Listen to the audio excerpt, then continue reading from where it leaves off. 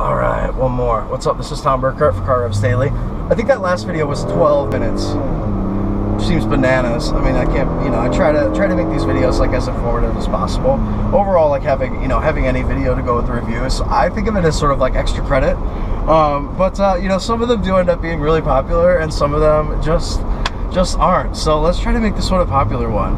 So that was like a little bit of an acceleration maneuver with the V6 Highlander. It's pretty peppy. I mean, it doesn't feel like overwhelmingly powerful because there is a really long throttle travel, and it just so you really have to sort of like have to let it know that that's what you want is max power. But then it certainly delivers. It has.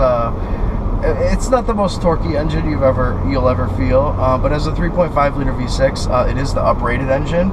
The base engine is a 2.7 liter four-cylinder. Is a bigger four-cylinder with like 180 horsepower or so. And that would definitely, I mean, I think that would still be fine around town for most people's needs. But for if you want to have power and want to when it's empty, as well as power when it's fully loaded with people and stuff, and maybe even towing something, I definitely would recommend the V6, like we said in the last video. But overall, the Highlanders, I think the Highlander's biggest USP for 2014 is that it's a pretty attractive car. And I keep thinking, like, how did this, so it's, so it has a really interesting nose design that's pretty, it has a much shorter front overhang than it ever has previously. And it also has just sort of like chunkier surfacing all around versus the previous Highlander, which was like a pretty innocuous looking car. I mean, there's no one who would be like, I don't like the way that car looks. But it wasn't really, never really like, it didn't create like enormous passion from, I don't think, from many people either. So the 2014 model is much better in that regard, and it's honestly just a pretty handsome car in its own right. It has that chopped overhang and then like a new nose look it's much more reminiscent of the new Toyota Tundra. Sorry, I was having a brief mind fart. In that it has sort of like that, like a mellow trapezoidal grille in the front that is like dark tinted with just like a little bit of accent around it for part of the chrome section, and it just goes along with the rest of this sort of like understated appeal of the new Highlander. There are other features that are like generally really tasteful and really well integrated. One of my favorites is are the roof bars, which I think is like an XLE feature, but it's like a brushed alloy type of look, and the roof bars are extremely integrated into the roof to the point where that they're like not even, they're just sort of part of the roof. But in addition to having those, the ability to,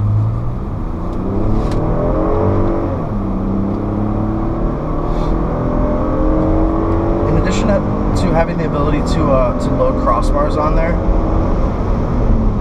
so that's pretty good. So that's 80 miles an hour. And just really, this car is really effortless. It's just, you just don't even have to think about driving. It's just so smooth and easy. I mean, you can really hammer it if you want to, but it's, if you need to get somewhere. But that's not like that. That's not the core benefit of this vehicle, which is always going to be, that extreme smoothness.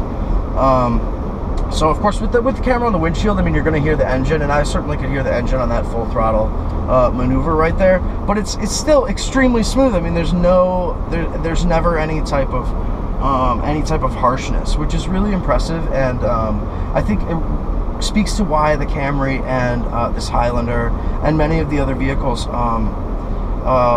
in this like Toyota range are so popular, because it's just totally effortless and brings quality and refinement that that you would generally have to spend like a lot more to get. I mean, it's a pretty good car overall. So what were we talking about? I guess the exterior style and the roof bars, which I love.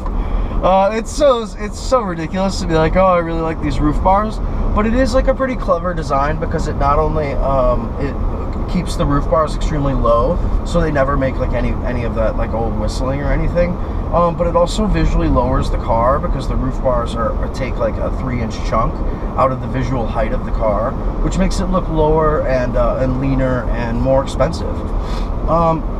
So the issues I mean, it's definitely not like a fashion car per se, but but it is appealing and it is attractive for these things that we've outlined. And then the next thing I want to highlight though, so like what are the exterior demerits? Okay, so this car is running 18-inch wheels, which look good and fill the wheel wells, but it does have halogen headlights. I mean, they're sort of like dual beam headlights, so they so the same projector beam does the low beams and the high beams, if I'm not mistaken. I could be mistaken. And then there's like central running lights, as well as outside blinkers that are, of course, the yellow ones, and then halogen fog lights down below. You know, I think it's probably a slim minority of people who are as interested in like HID and LED lighting as I am, but it's definitely not just me. I mean, there are definitely people out there. There are people out there like us. So there are no LEDs in the front of this XLE model. I think that's like a limited feature, and even on the limited, it's just like a little like 4-dot, you know, blip in either corner for the Highlander. Even though it's brand new for 2014, seems like a pretty glaring omission. And it doesn't have LED brake lights, which is, you know, it doesn't really matter, but it's sort of like, if that's, you know, if you want to get a new car and you're on that, like, you know, I want this car to last for 5 years, or I want this car to last for 10 years, or whatever you tell yourself to, you know, to justify making the big purchase. Oh, I'm hungry. You know, you're going to want to have those features, because that's becoming, you know, absolutely, you know, like it's becoming de rigueur. You know, it's something you definitely want if you're gonna have a new car with a 2014 model year on it. You know, you may as well have the features that are the best possible features that are available in this year, because tech is certainly not showing any signs of slowing down. But the Highlander is pretty fantastic. It's really, really good. Let's do like another little. So really, really easy, and then right when you come off the throttle, and it feels, you know, it doesn't feel extremely powerful, but it definitely has plenty of oomph to get up and out of its own way. And we also have the air conditioning like on blast right now, so that's like pretty. It's good that it still has power, even though we have the rear AC and this AC on. So, you know, otherwise I highly recommend this car. I don't actually have the exact specification book, but it does have, you know, we do have like a bunch of options in here. So if I were to ballpark a price, I think this car is going to come in at like 35, even though it has a base price of about like 27 or 28, because it is the XLE, it is the V6, it has leather, navigation, backup camera. I mean, it has a sunroof. You know, we have a ton of features in here that are gonna, you know, be optional types in option packages. So it is going to be, but even at that price, I mean, guys, this is a really good car. It's enormous. I mean, from the Germans, and even from Lexus and Acura, you would really be paying like in the $55,000 to $75,000 range to get features like this. So that really says good things for the Highlander.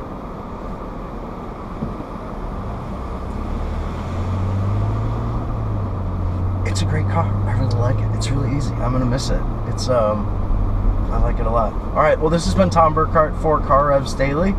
This is the 2014 Toyota Highlander XLE V6 front-wheel drive, and it is huge inside, very, very smooth, pretty attractive outside, and honestly, not a bad car, even for people who, you know, might have thought that a Toyota was just like too popular to be like a good fit for them. Even for guys like us, you know, it is an exceptional vehicle, and like many things in life, you know, once you own something that's like super popular, you're like that, you're like, oh, well, this is why it's terrific.